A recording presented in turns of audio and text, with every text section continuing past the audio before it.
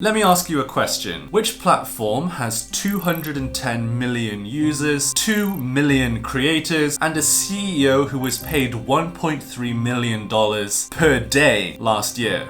There's only one answer. It's OnlyFans.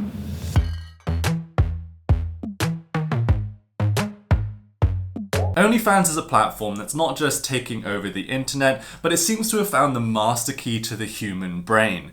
It's a platform that seems to have its users wrapped around its little finger, like the Pied Piper of the internet leading its train of horny dudes off to its bank account. But what is the real reason for the success of OnlyFans? Because it can't just be the fact that you can see naked people on that platform. There are plenty of websites where people can see naked people for free. So why is it that OnlyFans is so successful? What is it about the psychology of the platform that makes it so potent in today's world? So that's what we're going to talk about in today's video. We're going to talk about the context and the environment that OnlyFans has grown up in, and we're going to be talking about some psychological behavioral science principles that are directly relevant to the success of OnlyFans. So, let's jump into it.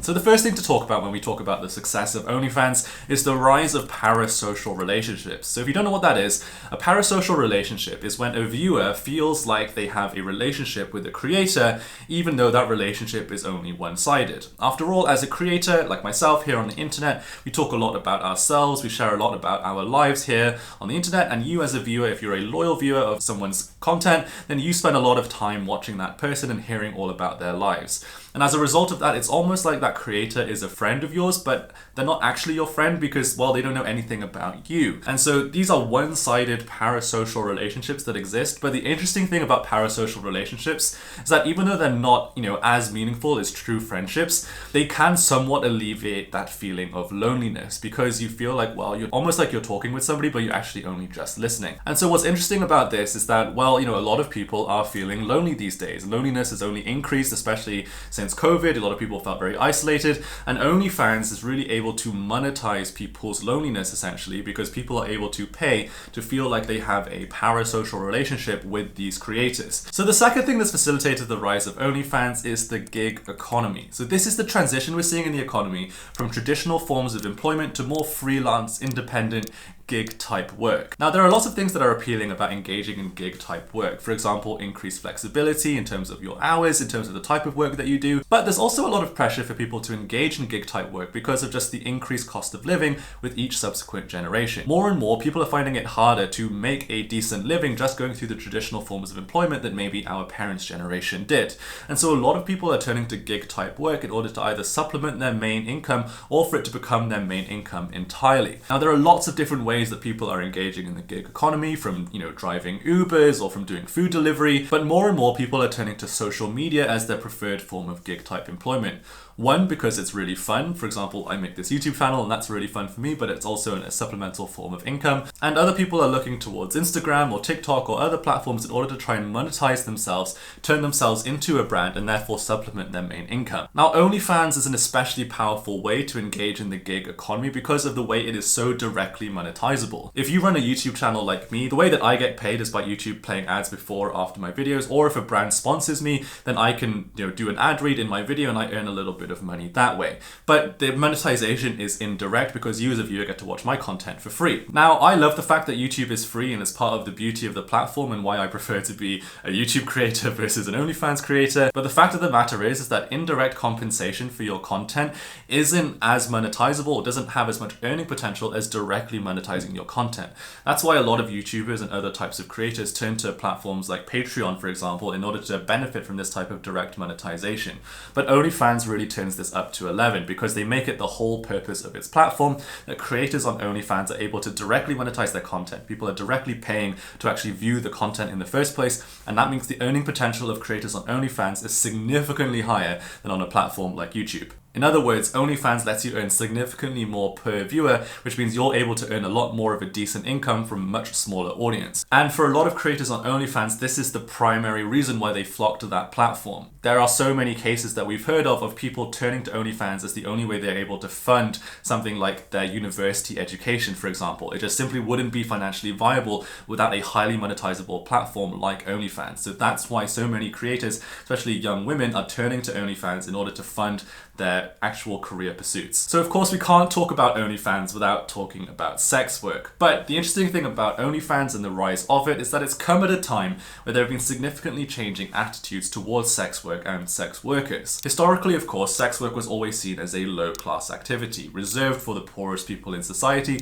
who really had no other option. But these days there have been changing attitudes towards sex work, especially in Western civilized nations. You paid her to have sex! No, I paid her to have sex and we're filming it. So technically it's not prostitution, it's a porno. It's not uncommon these days for people to hold the opinion that sex work is actually a form of body positivity, a way for women to express themselves and feel good about their bodies, but it's also even a form of self-expression. Some people even think that sex work is a type of self-expression. In the same way that I'm able to express myself somewhat through these YouTube videos, people feel like posting videos of yourself naked is another form of self-expression in some way. Now I will say here that this isn't of course a universal opinion. In fact, it's a highly polarizing topic, and if you disagree then you're perfectly within your rights to do so.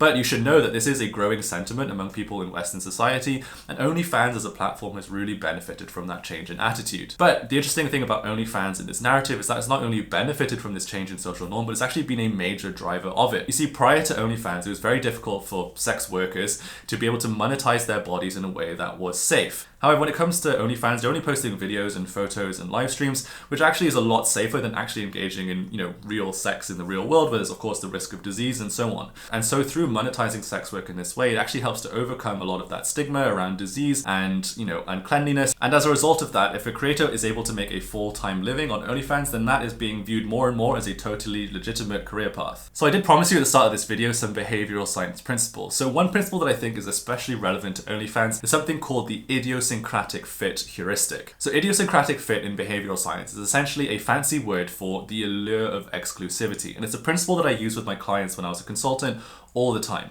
And the reason why idiosyncratic fit is so powerful is because it basically means that people will pay to have a feeling of exclusivity, and that's actually a very rewarding emotion for people to have. When it comes to OnlyFans, people are paying creators to have exclusive access to their photos and videos.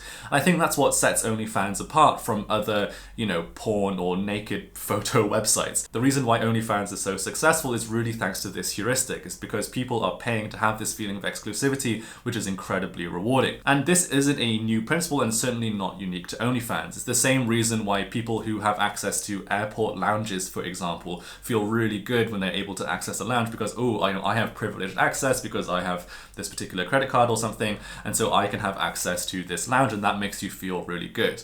Or if we go back even further, think about country clubs in America, right? Country clubs are these kind of membership fee places where you pay this very expensive fee and you're able to then access this country club with all these other posh people with tennis courts and so on and so forth, right? This is another example of the idiosyncratic fit principle at play here. And OnlyFans is really just the digital version of the country club, but for, seeing naked people. But why do the creators on OnlyFans enjoy making content on there so much? Well, one big reason is due to validation and self-worth. You see, as human beings, we find validation from other people incredibly rewarding. It's the same reason why comedians or other performers find applause and laughter from their sets incredibly, almost intoxicating as an experience. And that's because when we receive this kind of social approval from other people, our brain releases an enormous amount of dopamine into our brain. If you don't know, dopamine is that reward hormone in the brain that tells us that what we just did was a good thing and that we should do it again in the future. And in many ways, OnlyFans supercharges the social media version of dopamine. Now, receiving validation on social media is certainly not a new thing. Of course, this is the whole reason for the success of Facebook.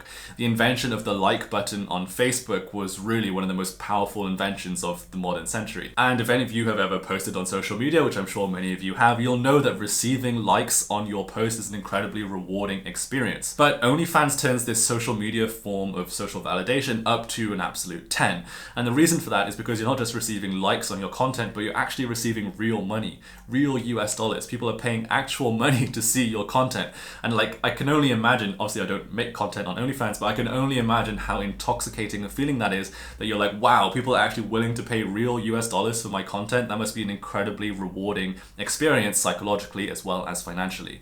So I think that's a big reason why creators choose OnlyFans and choose to keep making content on OnlyFans, because of this psychological effect. It must be totally addictive. So that's my breakdown of the success of OnlyFans, from the economics to the sociology to the psychology. But what do you think? Do you agree with me or not? Do you think I missed anything? Let me know in the comments below. Thank you guys so much for watching, and I will see you next time. Bye bye.